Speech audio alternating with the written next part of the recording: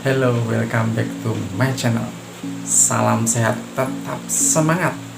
Jangan lupa tetap bersyukur, karena dengan bersyukur kita akan bisa lebih menikmati hidup kita. Liga Champions Eropa sudah menyelesaikan babak perempat final dan akan segera melangsungkan pertandingan semifinal pada akhir April mendatang.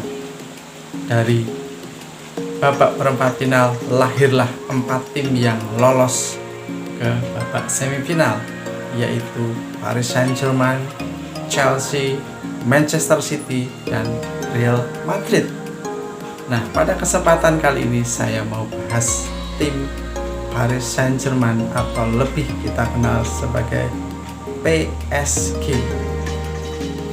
PSG sukses lolos ke babak semifinal setelah mampu membalas dendam kekalahan tahun lalu di final, yaitu melawan Bayern Munchen.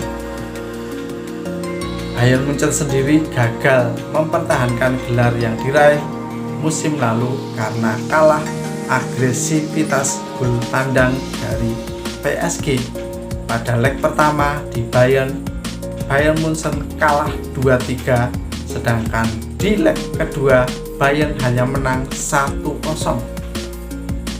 Dalam sukses PSG ini setidaknya menurut saya ada 2 pemain yang sangat penting perannya, sangat vital, sangat berperan dalam lolosnya PSG, yaitu Mbappe dan Neymar.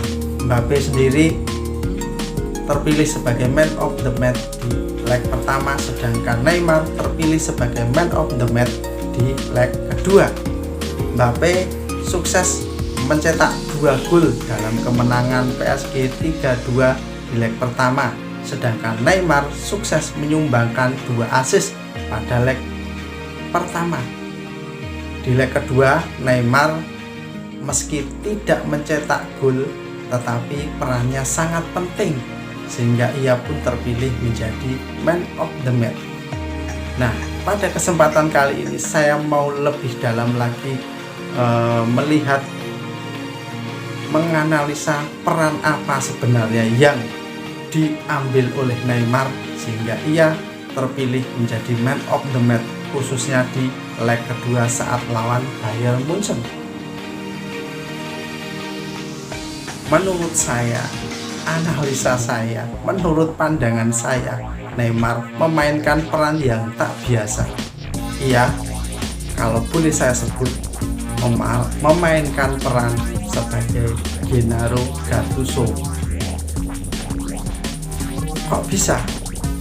Sebelum kita kulik lebih dalam, saya mau sedikit review lagi siapa itu Gennaro Gattuso. Kalau kita di era 90-an hingga 2000-an, kita tentu mengenal sosok seorang legenda AC Milan, yaitu Gennaro Gattuso. Ia berseragam AC Milan selama 13 tahun, yaitu dalam periode 1999 hingga 2012. Ia berperan sebagai gelandang perusak luar biasa. Bahkan di Indonesia ia disebut sebagai pemain bertenaga badak, pemain badak, pemain yang nyeruduk ya. Jadi perannya memang sangat penting di lini tengah AC Milan, yaitu sebagai perusak strategi, perusak permainan lawan dengan tackling-tacklingnya, dengan permainannya yang ngotot, dengan keberaniannya berduel di lini tengah melawan pemain-pemain lawan yang boleh jadi seringkali lebih posturnya lebih kekar, lebih besar dari dia, tapi dia sangat berani. Nah, balik lagi ke Neymar. Neymar menurut saya juga memainkan peran seperti Gennaro Gattuso, yaitu sebagai pemain yang merusak strategi atau permainan lawan. Tentu bukan dengan kengototannya, bukan dengan tackling-tacklingnya yang berani, bukan dengan keberaniannya berduel, tetapi dengan skillnya yang luar biasa, dengan permainannya yang cantik, dengan permainannya yang menyusahkan pemain lawan. Di leg pertama, baik saat lawan Bayern, Neymar juga memainkan hal yang sama sebagai perusak mental, perusak permainan lawan dengan skillnya. Dia bagaimana kita lihat kemarin itu, bagaimana ia mempermainkan Sané dengan skillnya, itu jelas meruntuhkan mental Sané maupun tim Bayern. Di leg kedua itu lebih terasa lagi, di mana Neymar menari-nari, Neymar berlari dengan dribblingnya, Neymar memainkan bola dengan dia menikmati sekali. Bahkan Neymar harus dijaga 2 pemain, 3 pemain, bahkan lebih untuk supaya Neymar tidak leluasa. Dan yang terjadi bukannya Neymar semakin terpojok, tetapi yang terjadi Neymar semakin menunjukkan kualitasnya. Dengan berapa kali pemain bintang Bayern dibuat tak berdaya, Thomas Müller, Kimmich, semua seolah jadi greget, emosi, pengen merebut bola dari Neymar. Hasilnya kita bisa lihat sendiri, pertandingan di Paris di leg kedua, waktu itu seolah menjadi panggungnya Neymar. Meskipun PSG akhirnya kalah, tetapi Bayern tidak mampu mengembangkan permainan, tidak mampu menambah gol karena strateginya dihancurkan oleh